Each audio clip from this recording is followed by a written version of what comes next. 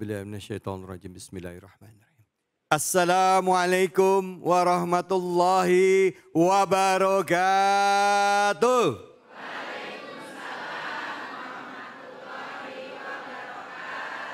Alhamdulillah, alhamdulillahirabbil alamin. Puja dan puji kita panjatkan atas kehadirat Allah Subhanahu wa taala. Tidak lupa kita berikan salawat dan salam kita kepada junjungan kita, manusia yang mulia Nabi besar Muhammad sallallahu alaihi wasallam beserta keluarga, sahabat dan umatnya yang setia hingga akhir zaman.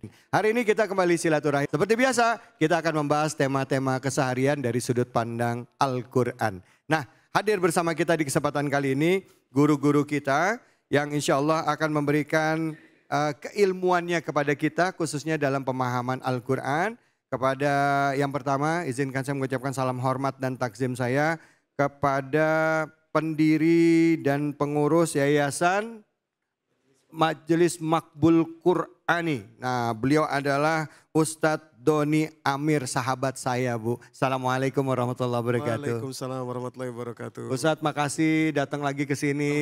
Alhamdulillah, terima kasih. Sebelah Ustadz sudah hadir guru kita, beliau adalah doktor dari ilmu tafsir Al-Quran, yaitu Ustazah Inaratul Ain. Assalamualaikum warahmatullahi wabarakatuh. Waalaikumsalam warahmatullahi wabarakatuh. Masya Allah, Ustazah terima kasih sudah hadir, Ustazah. Afwan. Dan sebelah Ustazah hadir guru kita Kiai Haji Aqib Malik. Assalamualaikum warahmatullahi wabarakatuh. Waalaikumsalam Ustadz David Halik. Sehat Kiai? Alhamdulillah sangat sehat sekali. Inilah dia guru-guru kita yang akan membagikan ilmunya kepada kita di kesempatan yang berbahagia ini. Bu, sampai sekarang masih ada anak-anak yang dibully di sekolahnya. Ya, masih ada loh Bu, bahkan nggak jarang juga yang akhirnya sampai jatuh korban jiwa ya. Baik itu di sekolah formal, sekolah non formal ya, bahkan di sekolah-sekolah yang latar belakang agama ya.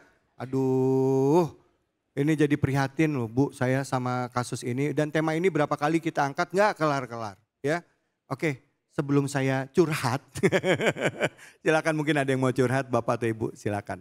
Assalamualaikum warahmatullahi wabarakatuh. Waalaikumsalam warahmatullahi wabarakatuh. Pertama perkenalkan nama saya Pak Tarji Marzuki, tinggal di Pondok Cabe ini juga. Iya. Saya ada singkat aja, pertanyaan saya adalah yang saya tanyakan dalam kehidupan, mengaplikasikan kehidupan sehari-hari Pak. Iya. Apa sih ciri-ciri orang yang jolim itu Pak? Oh iya. Ya saya jujur aja di hari tua ini usia saya 263 Pak. Iya. Jangan sampai seharian saya ini dicap orang Jolim. Mohon penjelasannya. Oke. Itu aja. Assalamualaikum warahmatullahi wabarakatuh. Waalaikumsalam warahmatullahi wabarakatuh. Kadangkala kita nggak sadar kita udah zolim sama orang ya, betul nggak Bu ya? Perasaannya kayaknya sih enggak, tapi ternyata orangnya itu, ini orang kok rasa nggak enak gitu ya karena sikap kita. Ustadz, mohon pencerahannya. Pertama pertanyaan dari Bapak tadi dan juga mungkin para guru bisa menyikapi juga peristiwa bullying yang dilakukan oleh kakak kelas atau temannya di sekolah terhadap anak-anak. Silakan, Fadol. Baik, terima kasih Mas David, terima kasih Bapak yang bertanya. Assalamualaikum warahmatullahi wabarakatuh. Bapak Ibu yang dirahmati Allah, gini, saya mau kasih konsep Quran ya. Jadi takwa itu Mas David, itu kan akar katanya sulasi mujarad 3 huruf ya, wiqaya, waw, qaf dan ya. Artinya adalah hati-hati. Takwa itu hati-hati, artinya, arti dasarnya itu ya wiqaya. Hati-hati. Hati-hati, waw, qaf dan ya, wiqaya. Oh. Lah, di dalam Al-Quran, kata-kata takwa itu biasanya diperintahkan kepada orang beriman. Iya. Ya ayyuhallazina amanu taqullaha haqqa tuqatih, ya ayyuhallazina amanu taqullaha wa qulu qawlan sadida, ya ayyuhallazina amanu taqullaha wabtaghu ilaihil wasilah dan seterusnya. Kecuali dalam 3 tempat. Ini menunjukkan betapa perhatian Al-Quran terhadap nanti takwa itu ini akan menjawab pertanyaan Bapak dan juga Viti yang sedang kita saksikan. Kecuali pada 3 tempat. Yang pertama pada surat Luqman, surat ke-31 ayat 33. Ini sama dengan, sama temanya maksud saya, dengan surat ke-22 Al-Hajj ayat yang pertama. Yaitu tentang hari kiamat. Kalau untuk hari kiamat, itu seluruh manusia disuruh bertakwa. Kalimatnya surat Al-Hajj ayat pertama itu ya. Ya ayuhan nasu taqu rabbakum inna zalzalatas saati syai'un azim. Wahai manusia, takutlah kalian kepada hari kiamat karena guncangannya itu ini perkara besar, syai'un azim, gitu ya. Jadi ada lompatan, nggak perlu orang beriman untuk takut kepada syai'un azim yang zalzalatas sa'ah tadi ya. Yang kedua ini Pak, yaitu surat An-Nisa, surat keempat, ayat yang pertama. Kalimat Allah sama-sama ayat pertama tadi ya, ini menurut saya luar biasa. Kalimatnya begini. Ya ayuhan nasu taqu rabbakumul ladzi khalaqakum min nafsin wahidah wa khalaqa minha zawjaha wa batha minhuma rijalan katsiran wa nisaa wattaqullah, terulang 2 kali, wattaqullaha allazi tasaaluna bihi wal arham. Wahai manusia, enggak perlu bertakwa, enggak perlu beriman maksud saya. Wahai manusia, takutlah kepada Allah yang menjadikan kalian itu dari satu jiwa yang sama. Kemudian dari jiwa itu bertumbuh kembang, beranak pinak, tapi hakikatnya semua berasal dari satu jiwa yang sama. Kemudian terulang kalimat berikutnya, wattaqullaha allazi tasaaluna bihi wal arham. Takutlah kepada Allah yang dengan namanya kalian meminta dan saling menyayangi. Kesimpulannya, Allah mengetengahkan kepada kita, takutlah kalian kalau tidak menyayangi sesama manusia. Itu zalim. Iya. Segitunya gitu loh. Allah itu mengeluarkan kebiasaan atau kelaziman bertakwa kepada orang beriman keluar kepada manusia sebagaimana takutnya kepada hari kiamat. Takutlah kalau kita tidak bisa berkasih sayang kepada sesama manusia. Itu zalim. Tadi Ustadz kan bilang hati-hati. Kok bisa jadi takut Ustadz? Oh iya. Ya kan tadi kan kata dasarnya hati-hati. Iya. Kok bisa jadi kita akan yang lainnya sebagian besar tadi hati-hati. Iya. Kecuali di dua ini, itu. tadi Ustadz mengutipnya sebagai takut. Iya. Nah, kenapa Ustadz? Jadi kata-kata hati-hati ini atau wiqaya ini menjaga itu. Jangan sampai kita terjerumus. Sehingga rasa takut kita untuk tidak terjerumus kepada atau terkena balaknya itu tadi. Nah itulah rasa takutnya. Itulah takwa, salah satu layer atau lapisan yang paling dasar dari takwa itu adalah wiqaya. Wikoya, kehati-hatian tadi. Kehati-hatian, takutlah iya. akan sesuatu yang akan terjadi tadi. Baik, Masya Allah. Terima kasih banyak Ustadz. Maaf ya Bu ya. Bu, ngangguk ngerti kagak? Ya tadi, saya aja tadi nanya. Ustazah, silakan. Maaf ya Ustadz ya. Silakan. Ustazah. Assalamualaikum warahmatullahi wabarakatuh.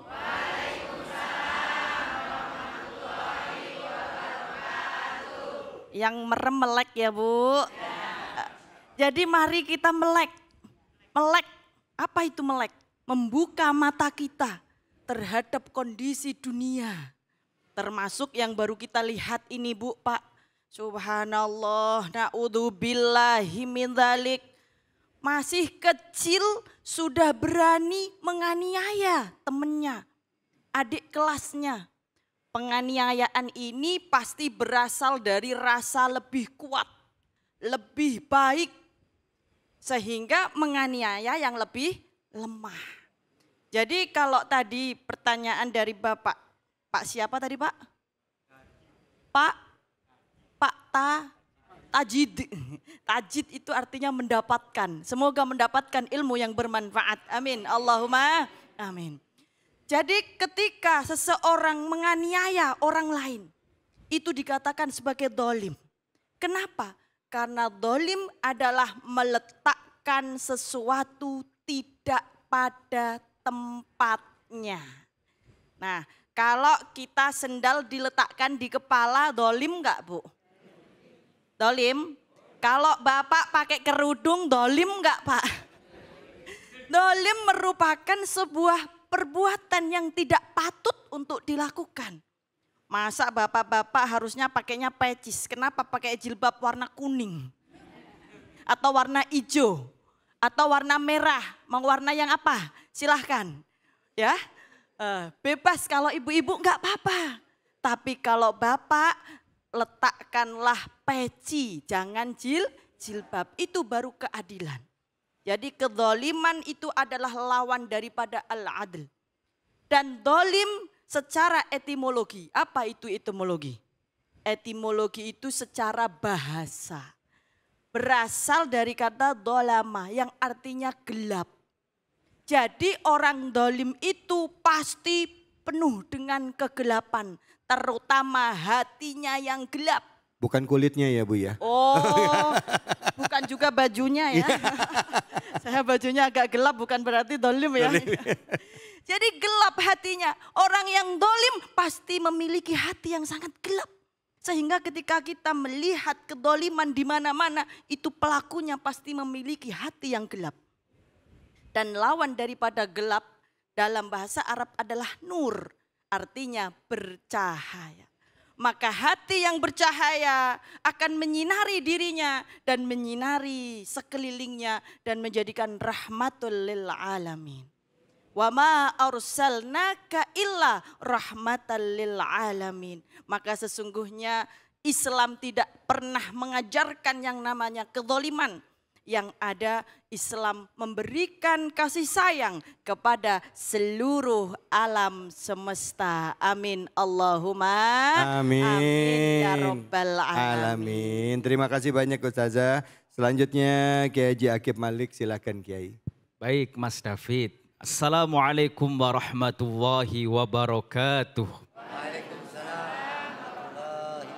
Wabarakatuh. Bapak, Ibu masih semangat ya?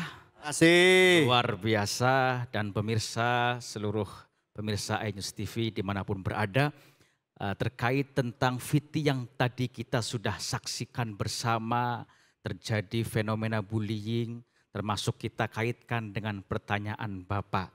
Saya ingin tegaskan bahwa bullying juga bagian dari perbuatan menzalimi orang lain. Dan Islam mengecam kita menzalimi orang lain, termasuk di dalamnya adalah bullying. Karena apa? Tentunya ketika kita menzalimi, termasuk ketika ada orang yang terbuli, itu ada yang disakiti. Saya ingin tanya ke ibu-ibu. Ibu-ibu, kira-kira kalau ibu-ibu disakiti, sedih atau sedih? Nah, maka itu menjadi ukuran kalau saya disakiti, sedih, tidak nyaman, kita juga sebaliknya. Jangan sampai menyakiti orang lain. Karena yang disakiti mesti sedih, mesti tidak nyaman. Bahkan tadi di fitih trauma, termasuk anak-anak pelajar kita yang Masya Allah sampai ada yang meninggal, sampai ada yang di rumah sakit. Itu berarti ada apa? Ada luka, ada yang tersakiti, dan itulah zalim. Dan Islam sangat mengecam bullying karena bullying bagian dari kezaliman. Maka sebaliknya apa? Kita harus saling mengasihi, kita harus saling menyayangi, kita harus saling menghormati. Disebutkan bahwa apa? Bahwa ketika kita mau mengasihi orang-orang yang ada di bumi, maka Allah, maka penduduk yang di langit juga akan mengasihi kita.